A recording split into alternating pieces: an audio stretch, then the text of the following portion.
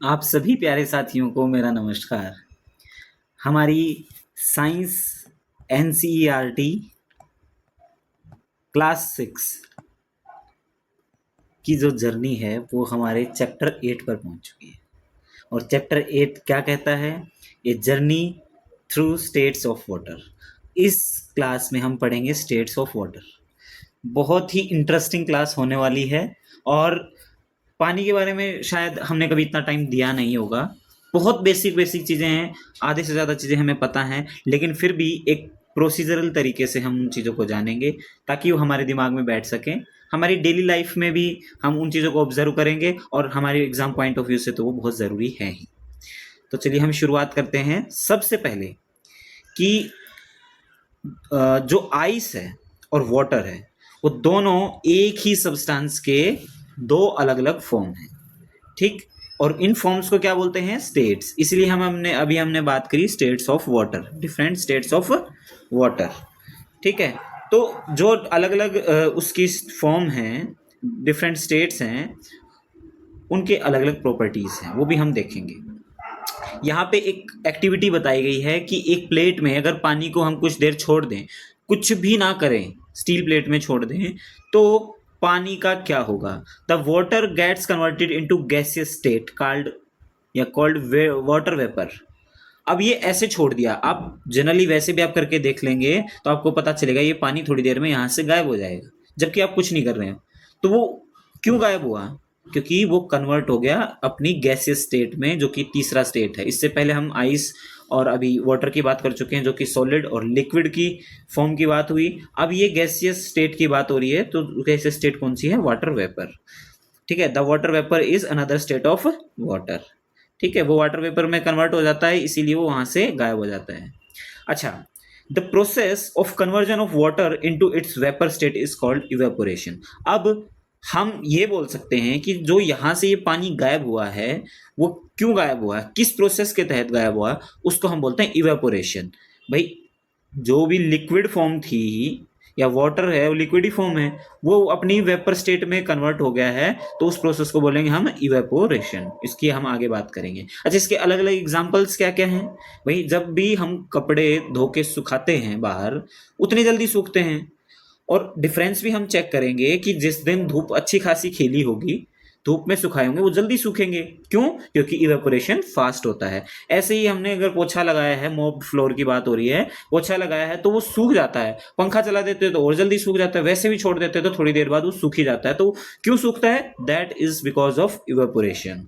Sweat on our body, वो भी वही, हम कहीं दौड़ लगा के आए हैं और थोड़ी देर पंखे के नीचे बैठे, तो इवेपोरेशन की वजह से हमारी बॉडी कूल डाउन हो जाती है और वो पसीना सूख जाता है, ठीक है। ये हमारे एग्जाम्पल्स थे जिससे हमें चीज़ें समझ में आई।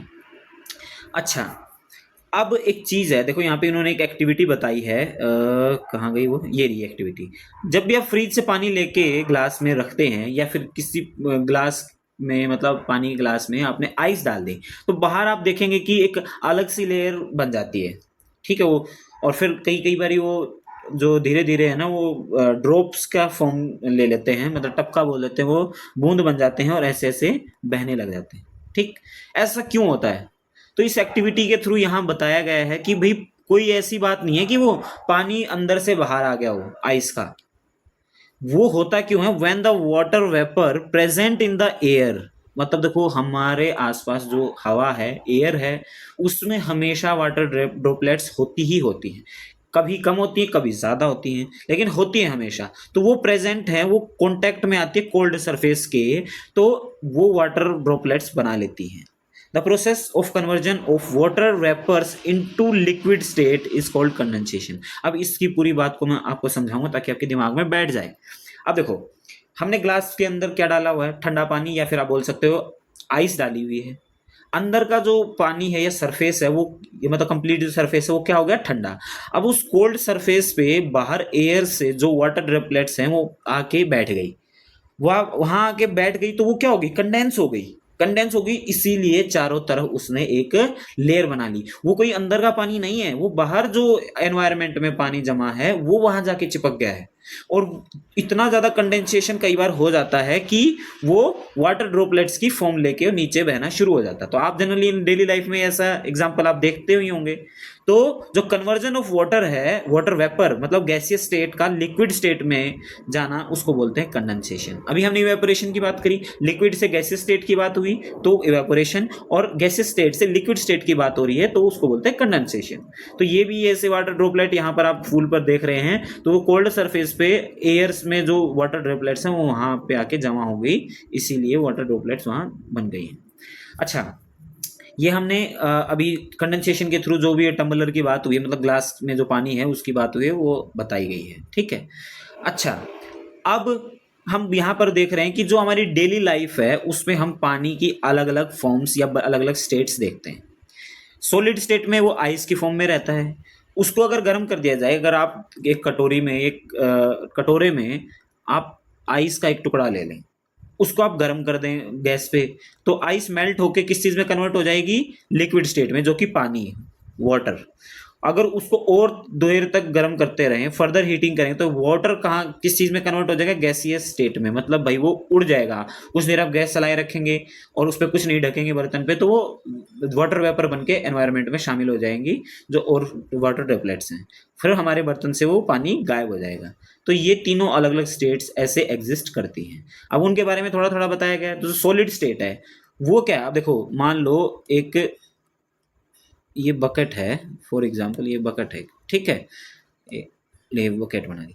अब मान लो मैंने एक आइस का टुकड़ा है, ऐसे आइस क्यूब, मान लो इतनी बड़ी आइस क्यूब मैंने फ्रिज में जमा ली और मैंने यहाँ पे रख दी। अब मैं इसमें रखूँ या एक कटोरे में, ये एक कटोरा है, ये दूसरा शेप का है, उसमें रख दी, तो आइस ऐसे ही रहेगी, यहाँ पे भी ऐसे, यहाँ पे भी ऐसे ही। लेकिन अगर मैं पानी की बात करूँ, तो पानी अगर मैं मिलाऊंगा यहाँ पे, जैसे आपको दिखा देता हूँ, अगर मान लो ये बकेट है, पानी में से थोड़ा मिलाऊं चाहे जितना भी मिलाऊं, अब वो पानी है ना इसकी शेप ले लेगा। अब मान लो मैंने एक इस शेप का कोई बर्तन है, उसमें पानी डाल दिया तो वो ये शेप ले लेगा। तो मतलब खास चीज़ क्या है, जो सॉलिड चीज़ है वो अपनी शेप बना के रखती है, इर्रिस्पेक्टिव ऑफ द कंटेनर। भाई किसी कंटेनर में रखा हो वो अपनी शेप में रहेगी, लेकिन जो लिक्विड फॉर्म है वो क्या है, जिस भी कंटेनर में रखोगे उसी की फॉर्म ले लेगी। जैसे कि ये कंटेनर तो ऐसी फॉर्म ले ली, और ये आपकी ट्रेपीजियम फॉर्म में है तो ये वाली फॉर्म ले ली, ठीक।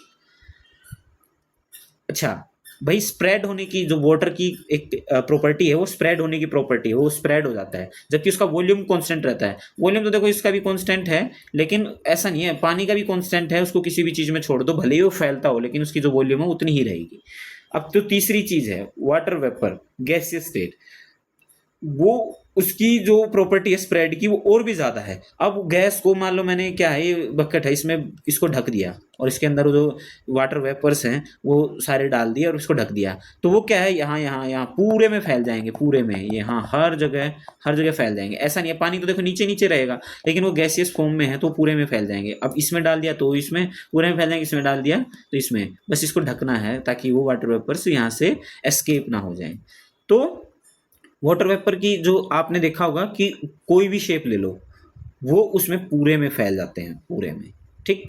इवन रूम टेम्परेचर पे भी आपको ये देखने को मिलेगा, और वो इनविजिबल रहते हैं, हमें दिखते नहीं, बट वो फैल जाते हैं।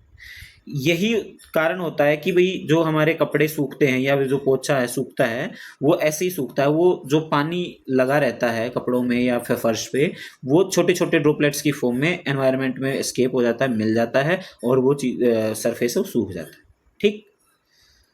आई होप आपको ये चीज़ समझ में आई होगी। अब एक बात करते हैं AWG। AWG का क्या मतलब है, एटमॉस्फेरिक वाटर जनरेटर। अब ये किस तरह की मशीन है, बहुत जगह पानी, पीने के पानी की प्रॉब्लम होती है, वहाँ पे ये चीज़ लगाई जाती है। क्या करती है ये, देखो एनवायरनमेंट में तो आपके वाटर ड्रॉपलेट्स होती हैं और वो प्योर फॉर्म में होती हैं, तो ये मशीन क्या करेगी, वहाँ से कलेक्ट करेगी वाटर ड्रॉपलेट्स, उनको कंडेंस करेगी। कंडेंस से क्या होगा, वो गैसियस स्टेट से लिक्विड स्टेट में आ जाएंगी, लिक्विड स्टेट में आ जाएंगी तो वो पानी बन जाएंगे, और पानी पीने के मतलब पीने के लिए हमें ज़रूरी होता है, तो हम वो पानी पी लेते हैं, वो साफ़ पानी होता है, ठीक। तो ये आपको बताया गया है कि AWG क्या काम करता है। अच्छा, ऐसे और कौन कौन से एग्जाम्पल हैं जो कि भाई सॉलिड स्टेट में भी रहते हैं और लिक्विड स्टेट में भी। जैसे कि आपका मोमबत्ती का मोम क्या है कि अगर आप उसको थोड़ा हीट कर देंगे, मोमबत्ती को जला देंगे, तो जो वैक्स है, वो मोम है, वो पिघल के आ जाएगा नीचे, वो लिक्विड फॉर्म में बन जाएगा। लेकिन जब मोमबत्ती जैसे ही बंद होगी या फिर वो एक नॉर्मल हीटिंग एनवायरनमेंट से दूर आ जाएगा, तो वो जम के सॉलिड स्टेट में आ जाएगा। ऐसे ही आपने सर्दियों में देखा होगा कि आपका नारियल का तेल जम जाता है, बाकी गर्मियों में वो पिघला रहता है। ठीक है। The process of the conversion of solid into liquid state, उसको बोलते हैं melting. And process of conversion of liquid into solid state, that is called freezing. ये आप जानते ही हैं, फ्रीज में आप पानी को रख देंगे, वो बर्फ बन जाएगा, उसको फ्रीजिंग बोलते हैं। और बर्फ को बाहर आप नॉर्मल रूम टेम्परेचर पे भी रख देंगे तो सॉलिड से लिक्विड में कन्वर्ट हो जाएगा, उसको बोलते हैं मेल्टिंग। मेल्टिंग ऑफ आइस, उसी को ही हम बोलते हैं। बहुत बेसिक बेसिक चीज़ें हैं, लेकिन बहुत इंटरेस्टिंग और अच्छी चीज़ें हैं। कुछ चीज़ें आपको डेली लाइफ के लिए मतलब देखने को मिलेंगी यहाँ पे। अगर आपने पानी को एक प्लेट में फैला के रख दिया तो क्या होगा? अच्छा देखो, मैं दो चीज़ें बता दे रहा हूँ।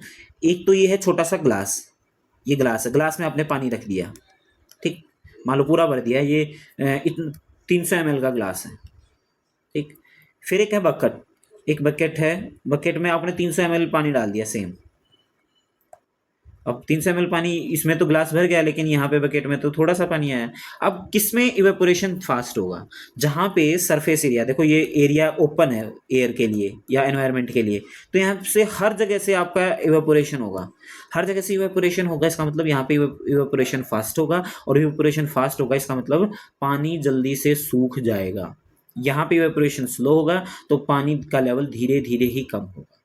ठीक है। तो एरिया पे भी डिपेंड करता है कि जितना ज़्यादा सरफेस एरिया अवेलेबल होगा उतना ही फास्ट इवेपोरेशन आपको देखने को मिलेगा। ऐसे ही यहाँ पे एक एक्सपेरिमेंट है कि एक बर्तन में पानी यहाँ छाया में रखा गया, एक में सनलाइट में धूप में रखा गया, तो धूप वाला जल्दी होगा। क्यों? क्योंकि जो धूप का डायरेक्ट इम्पैक्ट है वो यहाँ पे देखने को आपको मिलेगा। ठीक। अच्छा, with increase in the movement of air, भाई हवा जितनी तेज चलेगी उसके वजह से भी इवेपोरेशन फास्ट होता है।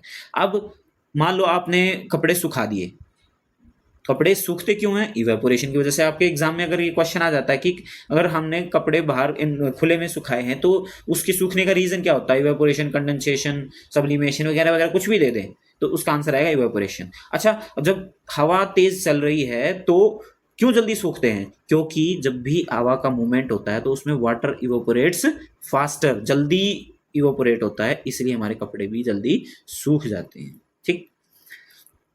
अब एक चीज़ हमें ये चीज़ देखने को मिलेगा, हम आज भी यूज़ करते हैं, ज़्यादातर घरों में आज भी लोग ये यूज़ करते होंगे, फ्रिज का पानी छोड़ के मटके में पानी रख के पीते हैं, और उसका जो मतलब एक माइल्ड कोल्ड वाटर मिलता है, बहुत ही अच्छा, और उससे प्यास बुझती है, कितना मज़ा आ जाता है। मेरे तो अभी ऐसे पानी पीने का मन कर गया कि भाई मटके से पानी पी लो।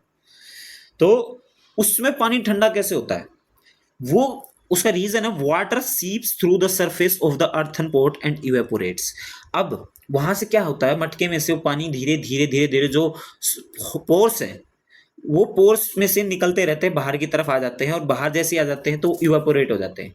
तो जो आपकी सरफेस पे जो मटका का जो सरफेस है उस पे जो भी हॉटनेस है या फिर जो बोलते हैं गर्मी है पानी की, वो साथ के साथ इवेपोरेट हो जाती है, लेकिन अंदर का जो टेम्परेचर है, जो गर्मी है पानी की, वो निकलती रहती है। अंदर का पानी क्या रहता है? ठंडा। ठीक। और फर्दर जो पोर्स हैं उसमें पानी फंसा रहता है। क्यों? वो धीरे धीरे अंदर से बाहर की तरफ आ रहा है, तो फंसा रहता है, तो जो बाहर की हीट है वो अंदर नहीं जा पाती, इस वजह से इवन अंदर की हीट बाहर निकलती है, इस वजह से जो अंदर का पानी आपको पीने के लिए जो मिलेगा वो ठंडा मिलेगा। इसी को बोलते हैं cooling effect of the water या ऑन द वाटर। ठीक। आपकी छत बहुत ज़्यादा गर्म है, गर्मियों में धूप पड़ी है डायरेक्ट पूरे दिन, लेकिन आपने पानी वहाँ पे फैला दिया, स्प्रिंकल कर दिया, छिड़काव कर दिया, तो वो क्या है, पानी उस गर्मी के साथ मिलके इवेपोरेट हो जाएगा, उड़ जाएगा। तो जो गर्मी है, मतलब जो हॉटनेस है, वो पानी को लेके उड़ गई, वाटर वेपर्स मतलब एनवायरनमेंट में चली गई, तो जो सॉलिड सरफेस बच गया आपका रूफ का, छत का, वो ठंडा हो जाएगा। क्यों? क्योंकि गर्मी उड़ गई, तो वही ठंडा तो होगा ही। ऐसे ही पानी के साथ भी है। अब पता चला कि भाई हमारी बॉडी ठंडी क्यों फील करती है जब भी हम पसीने के आने के बाद हम पंखे के नीचे बैठते हैं। क्यों? क्योंकि जो हमारी बॉडी की सरफेस पे जो पानी होता है, पसीना होता है पानी की फॉर्म में, वो इवेपोरेट हो जाता है, इसलिए हमारी बॉडी ठंडी फील करती है। ठीक है। वो जैसे सुराही है, लोग पहले सुराही प्रयोग करते थे, वही रेगिस्तान में जाते थे क्योंकि इसमें पानी ठंडा रहता है, वो ये अर्थन पोर्ट का ही एक फॉर्म है ये। अब रेन क्लाउड की बात करें, रेन की बात करें, कैसे होता है भाई, कंडेंसेशन होता है। अब जो हवा होती है वो जितनी गर्म होगी उतनी लाइट होगी। मैं इसका एक पूरा वो निचोड़ बता रहा हूँ, कंक्लूजन बता रहा हूँ। जितनी गर्म हवा होगी वो लाइट हो जाएगी, और लाइट चीज ऊपर की तरफ जाती है। आपको पता होगा कोई गैसियस हाइड्रोजन बलून है, वो आप छोड़ दोगे तो ऊपर की तरफ जाएगा। क्यों? क्योंकि हाइड्रोजन गैस एनवायरनमेंट में जितनी भी एयर वगैरह या और भी गैसेस अवेलेबल है उनसे हल्की होती है, तो इसलिए ऊपर की तरफ जाती है। ऐसे ही गर्मी में सनलाइट की वजह से हमारे आसपास का जो सरफेस है वो गर्म हो जाता है, उसकी वजह से उसके कांटेक्ट में जो एयर आती है वो भी गर्म हो जाती है, और जो जो हवा एयर गर्म होती रहेगी वो धीरे धीरे ऊपर उठती रहेगी। क्यों? हल्की होती रहेगी, और ऊपर उठते उठते वो इतनी ऊपर चली जाएगी, वहां पे क्या है, वाटर ड्रॉपलेट्स जो उस एयर में बने हुए हैं ऊपर जाके एक जगह वो मिल जाएंगे, कंडेंस हो जाएंगे, कंडेंसेशन बोलते हैं उसको। कंडेंस हो जाएंगे, और कंडेंस होने पे क्या बन जाएगा, आपके क्लाउड्स बन जाएंगे। ठीक। और फिर अगर मान लो और भी ज्यादा आपका कंडेंसेशन हो जाता है, और भी आपको वाटर ड्रॉपलेट्स मिलते हैं, तो वो ज्वाइन करके फिर बिगर ड्रॉप्स ऑफ वाटर बना लेते हैं, और वो इतनी हैवी हो जाते हैं बहुत बार कि वो नीचे गिरना शुरू कर देते हैं, और नीचे जब गिरते हैं तो उसी को हम बोलते हैं रेन, मतलब बारिश हो रही है। ठीक है, ये आप यहाँ पे पढ़ सकते हैं। अभी लाइटर गैस वगैरह की चीज़ मैंने आपको डायरेक्ट बता दी है। और कई बारी कोई स्पेशल सर्कमस्टांसेस हो जाते हैं, उसमें वो हेल और स्नो, मतलब आप पहाड़ी एरिया में देखोगे तो स्नो की फॉर्म में नीचे आते हैं, और आपके जो मैदानी इलाके हैं, आपका जो प्लेन एरिया है, वहाँ पे आपको हेल स्टोन बोलते हैं ना, कि भाई ओले गिर गए, तो वो उस फॉर्म में नीचे आके कंडेंस होके गिरते हैं। तो ये आपकी बहुत सारी चीज थी। अच्छा, कि वाटर साइकिल की बात हो रही है कि भाई पानी हमारी धरती पे जितना भी है वो कम नहीं होता, उतना ही रहता है। ऐसा क्यों? That is called water cycle. भाई पानी यहाँ से शुरू हुआ था, अलग अलग तरीकों से अलग अलग जगह से जाके वो वहीं पे उतना ही आ गया, मतलब कम नहीं हो रहा। That is water cycle. कैसे? यहाँ पे देखो, ये आप अलग अलग वाटर बॉडीज देख सकते हैं, जैसे ओशन है, रिवर है, लेक्स है। यहाँ से क्या होता है भाई, आपका इवेपोरेशन हो रहा है। इवेपोरेशन होके यहाँ पे ऊपर जैसे एयर में लाइट जो गैसियस है ऊपर जाके क्या हो गया, कंडेंस होके आपके बादल बना दिए अलग अलग जगह। कहीं पे बारिश हो रही है, कहीं पे हेल स्टॉर्म हो रहा है, कहीं पे स्नो हो रहा है, वो है तो पानी का ही फॉर्म, वो वापस से नीचे आ रहा है, फिर से वो पानी बन के अलग अलग फॉर्म्स में आपको देखने को मिलेगा। वो फिर ऊपर जाता रहेगा, नीचे आता रहेगा, ऊपर जाता रहेगा, नीचे आता रहेगा, तो एक साइकिल बन जाता है, उसी को बोलते हैं वाटर साइकिल। ठीक। अच्छा, एक चीज और आपको हमेशा ध्यान रखनी है कि सिर्फ पोर्टेबल वाटर, जो पीने योग्य ड्रिंकेबल वाटर है, वो बहुत ही कम अवेलेबल है हमारी अर्थ पे। बाकी जो ओशन में है वाटर, वो आपको पता ही है सॉल्टी वाटर होता है, वो डायरेक्ट नहीं पी सकते हम।